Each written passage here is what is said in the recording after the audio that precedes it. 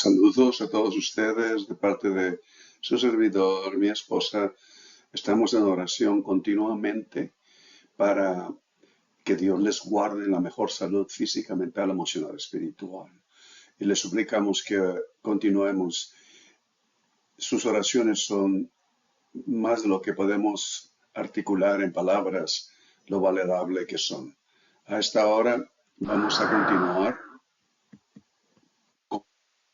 nuestros videos y vamos a ir a examinar el llamado, se titula este mensaje, el llamado de la sabiduría. Dios creó el universo. En el universo todo está conectado. Hay una participación de todo y todos, de lo más pequeño a lo más mayor. Y de la misma manera el ser humano es parte de todo esto.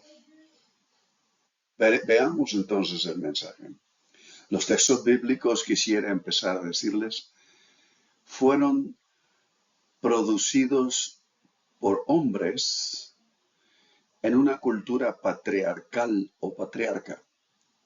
Y la forma en que estos representan a mujeres y hombres está, en consecuencia, condicionada por las suposiciones asociadas con el patriarcado.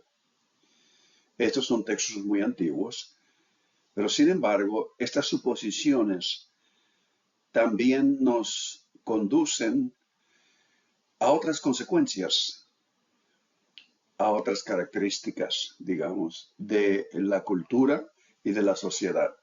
Si la cultura representa en los textos, digamos, que nosotros tenemos en la escritura, y esta es la escritura, pero no la es toda. Hay mucho más de esto que todavía puede descubrirse aún. Pero ahora, esta es básicamente la escritura que tenemos en la Biblia. Yo tengo la Reina Valera del 60. Y yo les invito a ustedes a que abramos la página de Mateo, el capítulo de Mateo, capítulo 11. Y vamos a ver entre los versículos 2 hasta el versículo 19. Yo quisiera que ustedes, al abrir la escritura, siguiéramos las indicaciones, porque eso es la manera más provechosa, y dejemos que la escritura nos hable. Bueno, nosotros hemos ya establecido el hecho, factor principal, que las características de la escritura vienen de sociedades patriarcas.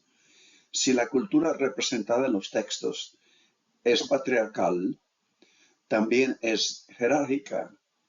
Jerárquica en el sentido de que aún el templo en Jerusalén mostraba las tres divisiones del templo, las cortes de un lado más alejado del centro del templo, hacia las mujeres, a los niños y los lugares más cercanos a la corte a los varones.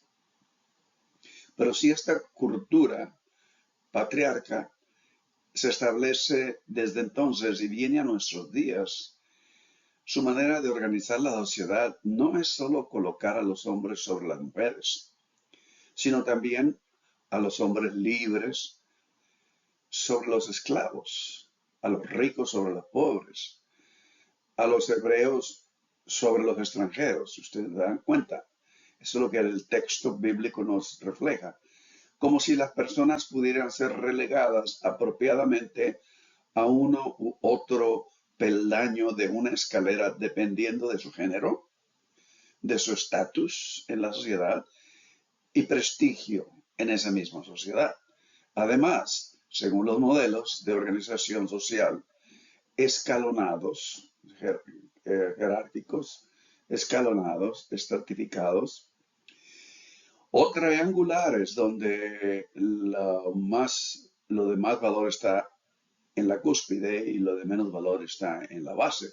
Estos crean mayor valor para aquellos en los niveles superiores y consecuentemente menor valor para aquellos en la escala inferior.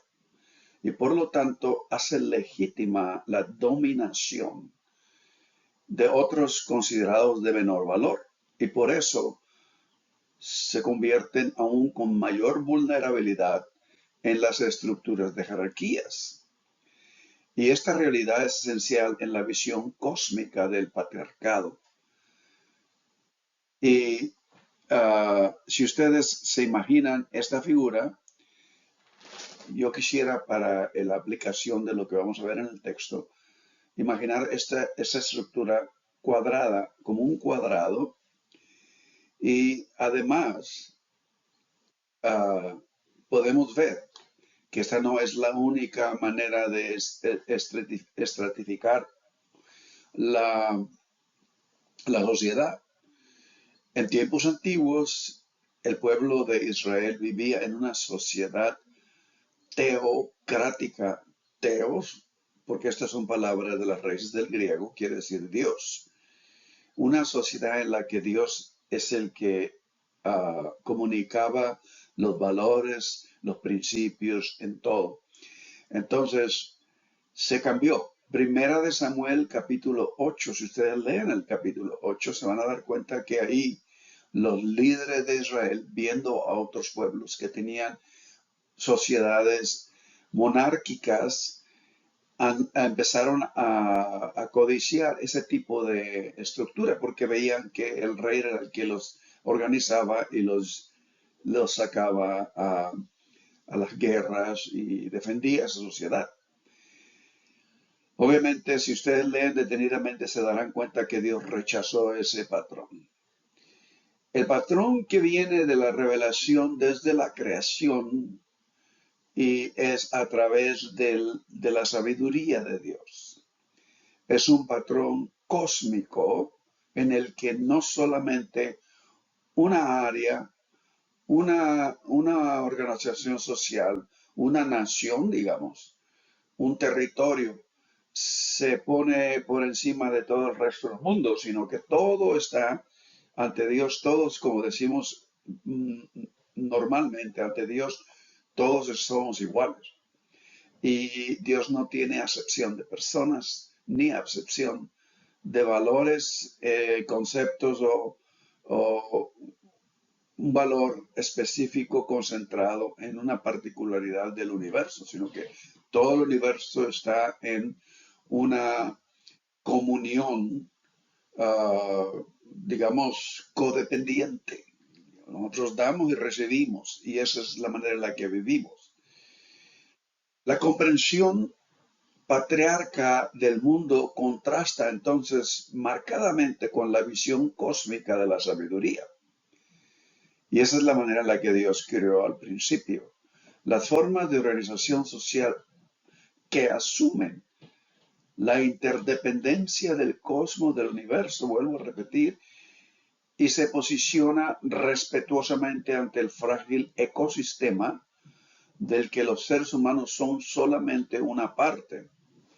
Y por esta manera, además, la tradición de la sabiduría de los textos del judaísmo antiguo sostiene que la integridad de la creación es la perspectiva interpretativa del espíritu de sabiduría y discierne el mensaje bíblico desde este contexto.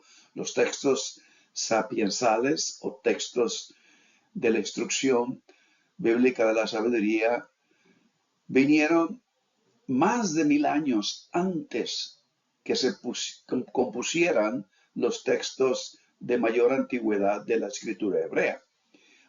Vuelvo a repetir para que sea claro, ningún texto bíblico vino a conocerse antes de la tradición de la sabiduría ya existente en el judaísmo. Los pergaminos de la sabiduría aparecieron alrededor de 3000 años, pero muchos datan estas tradiciones hasta 40.000 años antes de Cristo. Y si ustedes se darán cuenta, para nuestro interés y lo que queremos nosotros procesar y entender para nuestro provecho personal, que alrededor de 3000 años empezaron a aparecer como colección de proverbios en la Mesopotamia. Ustedes verán, por ejemplo, el mapa. La Mesopotamia son las antiguas áreas, los antiguos territorios de Asiria, Babilonia, Persia, eran las civilizaciones, digamos, las culturas antiguas, mucho antes del cristianismo. Y de ahí es donde Abraham originalmente bajó, y donde ven ustedes en el mapa un punto rojo donde dice Jericó. Toda esa área, como un pasillo, digamos, de las partes del norte, donde dice Mesopotamia. Mesopotamia está al norte de Canaán. Y Egipto, acá abajo al sur, donde está escrito el río Nilo, que está cerca de Egipto. Entonces de ahí descendió se desarrolló estas tradiciones de la sabiduría, pero siglos después aparece en Egipto y continuaron utilizándose mucho después del periodo bíblico. La sabiduría no era solo un código moral, ni tampoco un conjunto de principios. Eso habría limitado su significado a los seres humanos. En cambio, afirmaban los sabios, la sabiduría ha estado presente antes de que el ser humano viniera a habitar la tierra, inclusive mucho antes de la creación, disculpen. Y eso está escrito en el libro de Proverbios. Presente ordenándolo todo, porque la sabiduría es la habilidad del espíritu, emana de Dios y ha estado presente en la creación, que es obra de Dios. Obviamente, la elusiva cualidad de la sabiduría solo la comprende Dios. Y esto es lo que enfatiza Job también. Y ustedes verán en el texto de Job, capítulo 28. Al describir la sabiduría a sus alumnos antiguamente, en el judaísmo, los sabios eligieron encontrar tres opciones. La primera era la observación o reflexión del orden social y natural, integrándola en el proverbio. Se les enseñaba proverbios a la comunidad. La segunda era la voz de los padres, porque en tiempos antiguos la fuente suprema de sabiduría se encontraba en los ancianos. Y por esta razón, los padres exhortando a sus hijos, esa sería la manera de instruir sabiduría a estas nuevas generaciones. Pero la tercera, que es la más radical de todas, está revelada en el mismo texto. Y esa es la personificación, la sabiduría para que hablase por sí misma en sus aspectos femeninos de la deidad, porque Dios, se darán cuenta, es espíritu, Ruach del hebreo, antiguamente Ruach Elohim, es el nombre que se le da a Dios en su creación. Ese es el nombre del espíritu que se movía sobre la faz de las aguas, si ustedes se recuerdan en Génesis capítulo 1. Y por esta razón, la sabiduría es personificada en aspecto femenino de la divinidad. Y esto está enfatizado en los primeros 9 capítulos de Proverbios. La dama sabiduría de Proverbios se dirigía a hombres y mujeres, sus actividades cotidianas en medio de la vida diaria, en el mercado, en la plaza, en las calles y sobre todo en las puertas de la ciudad, donde se trataban asuntos de gran importancia. Sería casi el contexto de una corte, porque en las puertas de la ciudad se hablaban de los asuntos más conflictivos y más importantes para la ciudad. Y por esta razón, así es como la falta de la instrucción de la sabiduría determina el destino de un ser humano. Con o sin sabiduría. La instrucción de la sabiduría sugiere que toda área, por sí insignificativa o significativa que fuera, está sujeta a las instrucciones de la sabiduría, de la dama sabiduría. La figura de la sabiduría se compara a menudo con un profeta, pero la sabiduría emula entonces a personas que son comunes en las calles de la ciudad, empleando algunas de sus tácticas para llamar adeptos a sus mensajes. El ejemplo de todo esto, por ejemplo, viendo un poco de diferentes textos en la escritura, la infusión o el investimiento, el derrame del espíritu es una manera de impartir la sabiduría. Y esto lo escribe inmediatamente al principio del libro de Proverbios, que se le conoce los textos de sabiduría. Y esto evoca también la profecía post-exílica, después del exilio de Isaías. Y ustedes se darán cuenta, en Isaías capítulo 50 empieza a envisionar Isaías a través del discernimiento del Espíritu, que es el efecto de la sabiduría, viene a mostrarle los textos exílicos sobre el futuro, sobre un Mesías. Y esto continúa en el libro de Isaías en varios lugares. Y por esta razón, Joel, un profeta menor ya más después, viene con estos textos que describen, obviamente, lo que Dios en su creación empieza y promete y revela hacer eventualmente para restaurarlo todo al modelo creacional de la integridad cósmica de todo el universo, en el cual el ser humano es parte de ella. Y por lo tanto, nosotros vemos que de esta manera se desarrolla la sabiduría y los textos de instrucción de la sabiduría. Tras esta poderosa y evocadora figura de la sabiduría judía, no se encuentra, por lo tanto, el profeta, sino el maestro de sabiduría. Habían ocasiones en las que la sabiduría se comparaba al profeta, pero en tiempos antiguos, como en las cortes y en las plazas, lugares de reunión, había ancianos que se consideraban sabios e impartían la enseñanza de la sabiduría. Y este maestro o estos maestros podrían haber estado destinados en las cortes reales, como ya lo he mencionado, o en escuelas independientes de la instrucción de la sabiduría. La instrucción de la sabiduría antiguamente provoca en sus estudiantes integridad de carácter. Es una de las cosas, y sobre todo la obra del Espíritu Santo, a lo que nosotros llamamos la obra de santidad, si ustedes quieren nombrar. Santidad quiere decir ser apartado intrínsecamente y absolutamente apartado para el propósito que Dios desea en X persona. Y la sabiduría como mujer digna, o la imagen de la sabiduría como mujer digna, está relacionada con el público al dirigir su mensaje, provocar integridad de carácter en cada uno de sus seguidores, ¿verdad?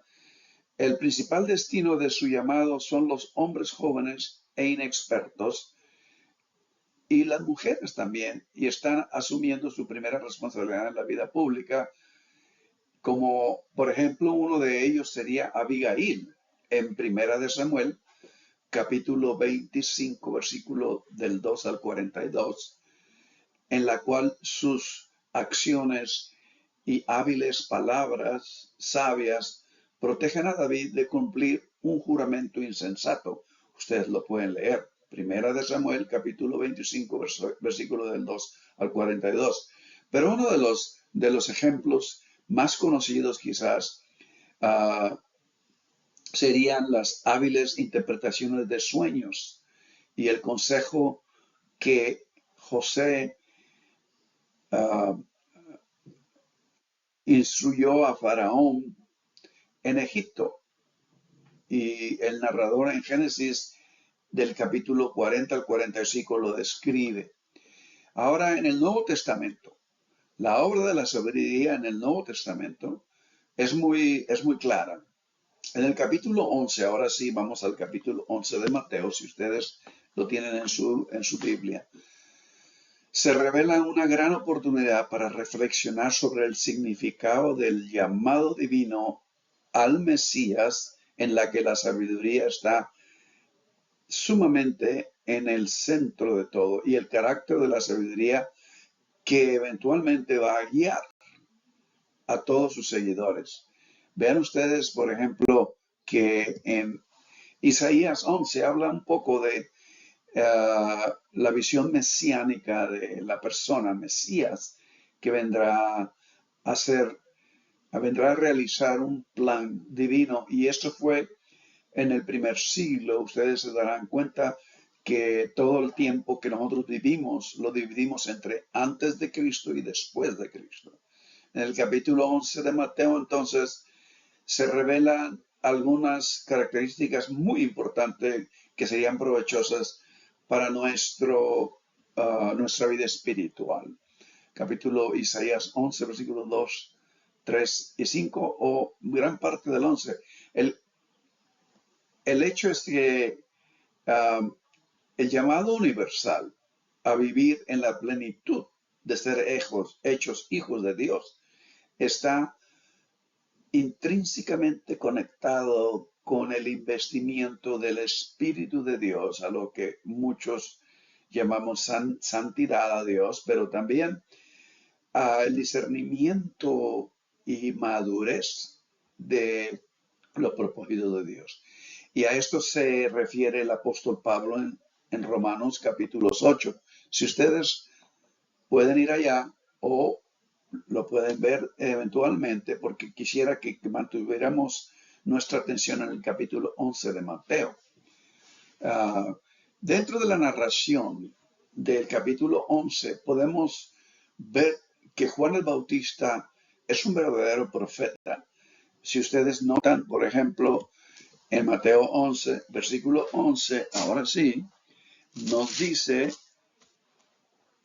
de cierto os digo, y muchas veces se repite, de cierto os digo, en verdad os digo. Esto es una llamada de atención muy importante de parte de la enseñanza de Jesús.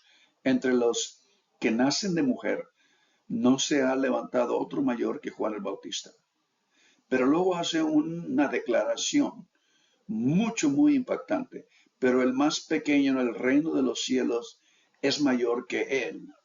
¡Wow! Eso está tremendo.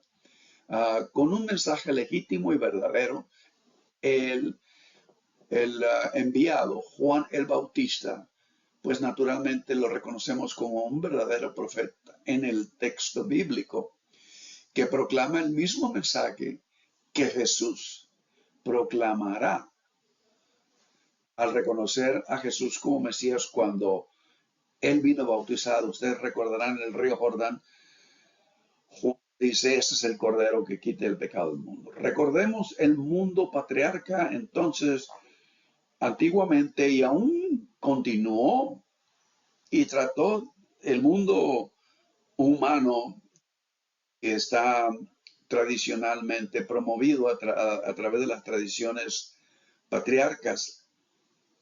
Continuó con jerarquías y con una estructura social jerárquica. Y eso es uno de los retos más difíciles para Jesús en traer un mensaje, en vestido el de la sabiduría, traer ese mensaje en el que todos pensaban exactamente de una manera diferente a la visión de la integridad cósmica de la sabiduría en la creación. Juan, entonces, está en prisión. Vean ustedes el versículo 2 del capítulo 11. Juan está en prisión. Al oír Juan en la cárcel los hechos de Cristo, le envió 2 de sus discípulos. Ahora, esto es muy importante.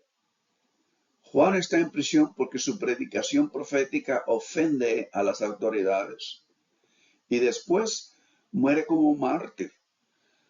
Y esto indica en la narración del capítulo 11 que la llegada del reino de Dios, porque Juan está en un tiempo crítico, en un tiempo importantísimo entre la edad pasada y la edad nueva que viene, en la que se manifiesta el reino de Dios.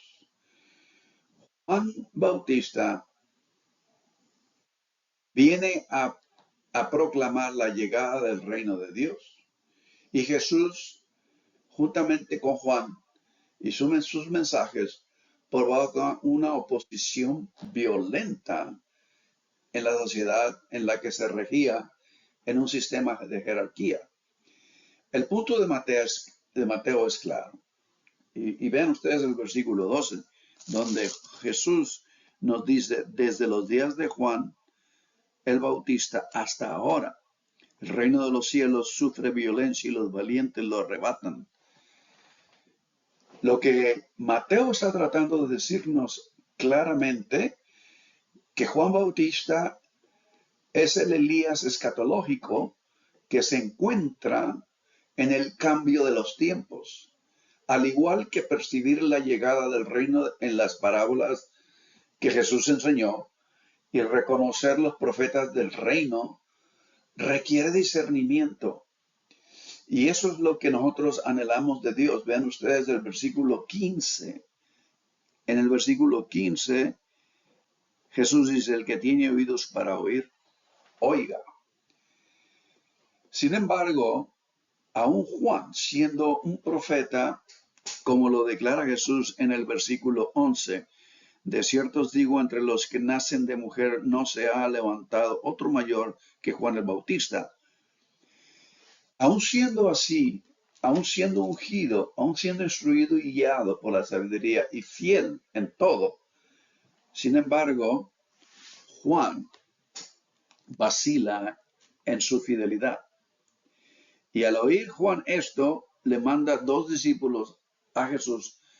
Vean ustedes que esto está muy interesante y lo tenemos que discernir muy cuidadosamente. Para Mateo, esta es la naturaleza del discipulado y la fe, porque el Evangelio de Mateo está continuamente promoviendo el discipulado y la fe, que deben renovarse continuamente. Juan se convierte en una lección para los creyentes cristianos, quienes no deben considerar la salvación como una posesión estática, y esto es el peligro de aprenderse una doctrina y pensando que ya uno lo comprende, sino es una realidad viva en el corazón, en el espíritu, en el alma, en todo el ser de cada creyente. Por lo tanto, los creyentes cristianos no deben pensar ni considerar la salvación como una posesión estática, vuelvo a repetir, sino que deben tener cuidado de no descuidarse también. En ese sentido, nosotros tenemos textos bíblicos que nos hablan un poco de esta realidad, porque la vida en el Espíritu de Dios en Cristo no es solo multidimensional. Acuérdense que en un tiempo pusimos una fotografía de un átomo en el que había muchas diferentes direcciones en las que se movía la luz, la energía. Pero no solamente es la vida en el espíritu multidimensional, sino también un constante movimiento hacia los objetivos de Dios. Mientras estamos viviendo aquí en esta tierra, Dios tiene otras cosas más adelante que desea que nosotros entendamos, escudriñamos. Ahora, una de las cosas que el Espíritu de Dios en el creyente hace es totalmente descentraliza, saca de el centro de la persona el ego humano. Y esto lo vemos en el carácter, la integridad de carácter en la vida de Jesús. Os vemos en los capítulos del capítulo 11, versículo 4 al 6, la respuesta de Jesús a Juan, cuando allá en el versículo 3 se le dice para preguntarle, ¿eres tú aquel que había de venir o esperaremos a otro? Jesús les dijo, id y ahí está en la pantalla, id y hacer saber a Juan las cosas que oís y veis. Y empieza a hablar. ¿De qué empieza a hablar? De las obras de la sabiduría, de las obras a través de la vida de Jesús, de la sabiduría, del Espíritu de Dios. Los ciegos ven, los ojos andan, los leprosos son limpiados, los sordos oyen, los muertos son resucitados y a los pobres es anunciado el Evangelio. Pero Jesús agrega otra porción, otro significado y dice, y bienaventurado aquel, el que no halle tropiezo en mí. Jesús, sin duda, es el que viene de acuerdo al Evangelio de Mateo y a los demás evangelios, pero ha convertido el valor de las expectativas. Como el Mesías prometido que viene, es al mismo tiempo el obstáculo, y es lo que dice en el versículo 6. Bienaventurado aquel que no halle tropiezo en mí. Por lo tanto, confesar que Jesús es el Cristo no solamente es solo decir algo sobre Jesús, sino también transforma el significado de Cristo.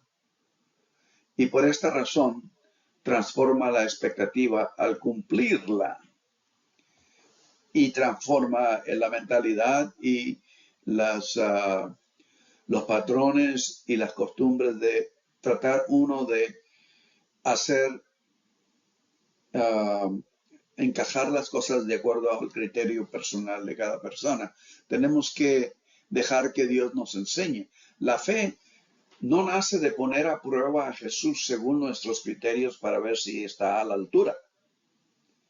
Jesús no es el mejor ejemplo de los valores que ya tenemos, validados por otros criterios, otras maneras. Es necesario superar ciertos obstáculos para llegar a la fe, a continuar como discípulo, removiendo ciertas suposiciones antes ya formadas. Y ahí está la esencia de la enseñanza de Jesús. Tendráis que perder vuestra vida para encontrarla. En otras palabras, la cuestión de la identidad de Jesús no se plantea hasta que Juan escucha las obras de Cristo en el versículo 2, al oír los hechos de Cristo, que en esencia es las obras que la sabiduría y el Espíritu de Dios a través del Mesías hacen.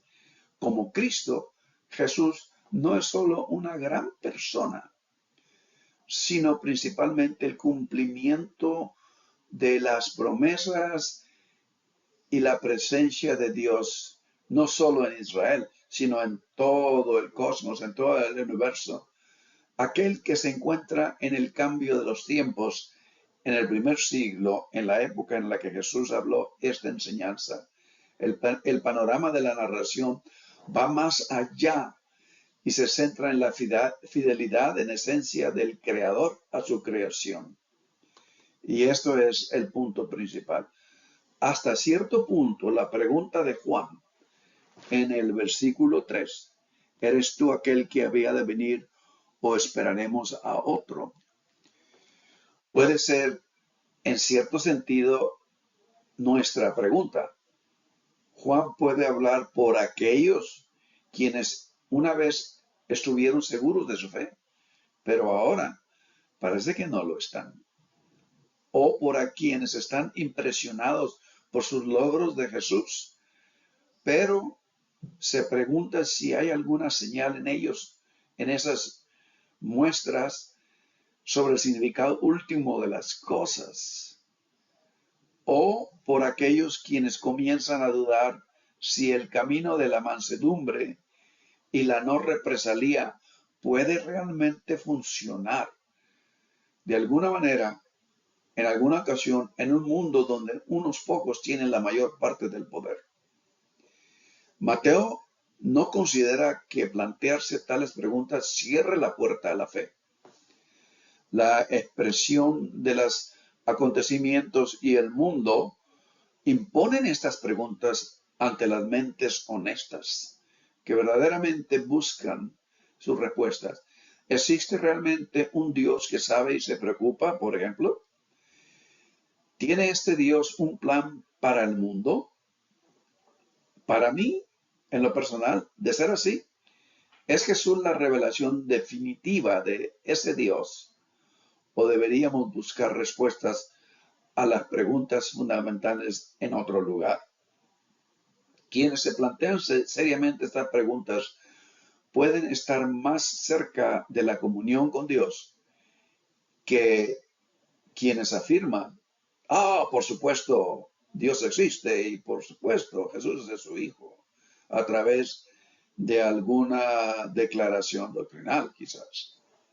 El asunto aquí, por otro lado, Mateo podría querer enseñarnos a hacer las preguntas y guiarnos a discernir que todo el Evangelio de Mateo es la respuesta, quizás, a la pregunta de Juan Bautista en el capítulo 11.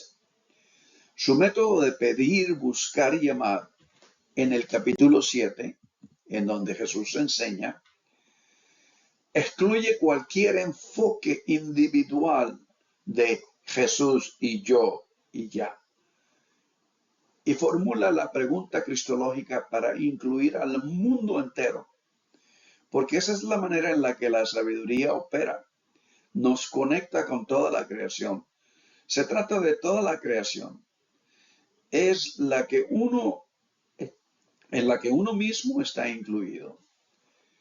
Preguntar si Jesús es el que ha de venir, en quien Dios se revela definitivamente y actúa para la redención del mundo, es preguntar de qué se trata esa redención, de qué se trata todo esto. Y a esto Jesús responde en el versículo 19. Si ustedes se dan cuenta, en el versículo 19, al final, Jesús hace una declaración tremendamente impactante. Y esta declaración, obviamente, dice, pero la sabiduría es justificada por sus hijos. Algunos, depende de la construcción gramatical del lenguaje bíblico, pueden decir por sus obras, en sus hijos. Y volviendo ahora al versículo 5,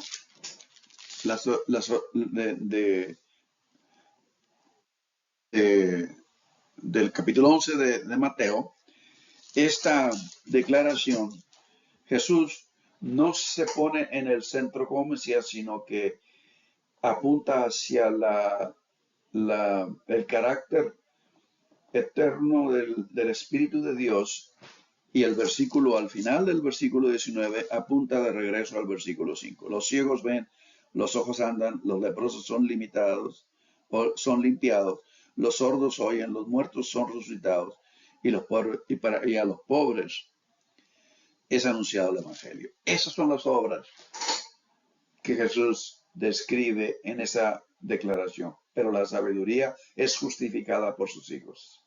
O en otro sentido, por las obras en sus hijos, las obras de la sabiduría a través de sus hijos. Las observaciones de la naturaleza en tiempos antiguos y la reflexión sobre la vida llevaron a los sabios de Israel antiguamente a concluir que existía un orden fundamental en el mundo.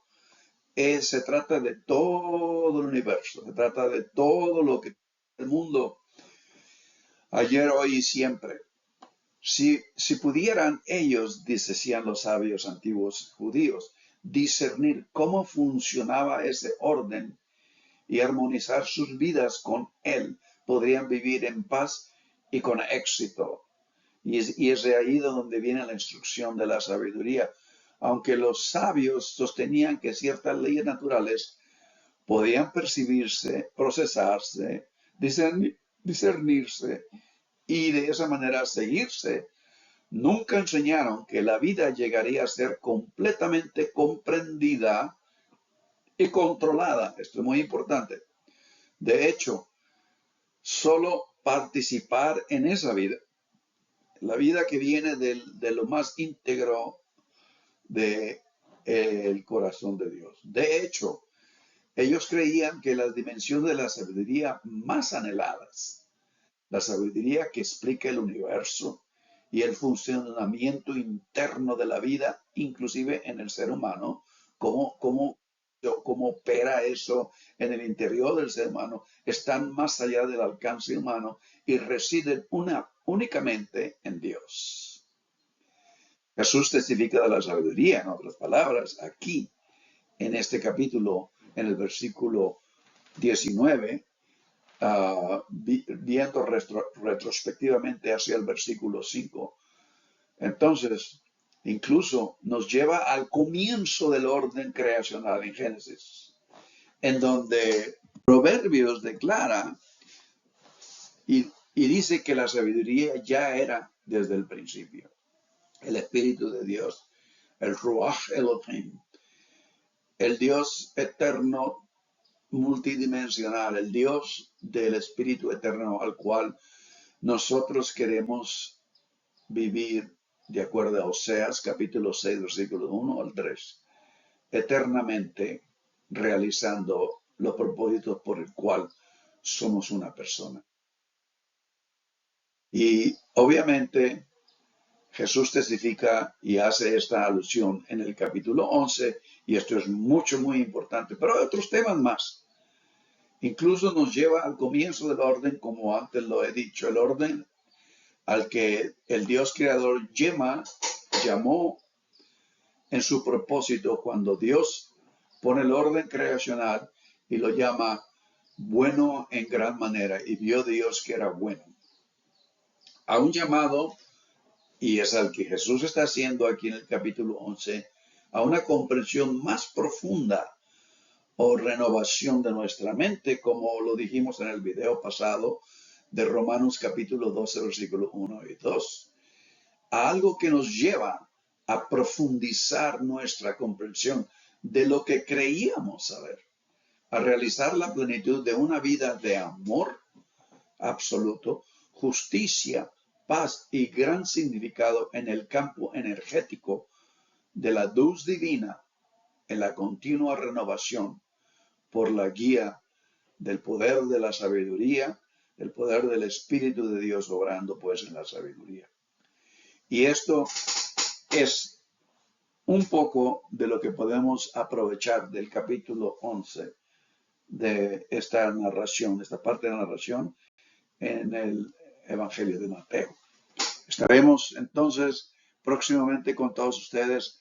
Yo les suplico que lo repasen, porque todavía el Espíritu de Dios continúa hablando a través del aliento que está en estas páginas de lo que nosotros consideramos haber sido la revelación de Dios en tiempos antiguos, pero Dios no se sujeta al tiempo natural en que las cosas envejecen y dejan de ser.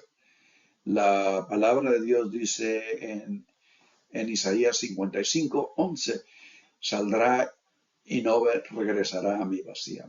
Por lo tanto, quisiera quizás utilizar las palabras mismas del texto. El que tiene oídos para oír, oiga lo que el Espíritu le habla a toda criatura. Y estaremos próximamente juntos en Cristo Jesús. Dios les bendiga a ustedes.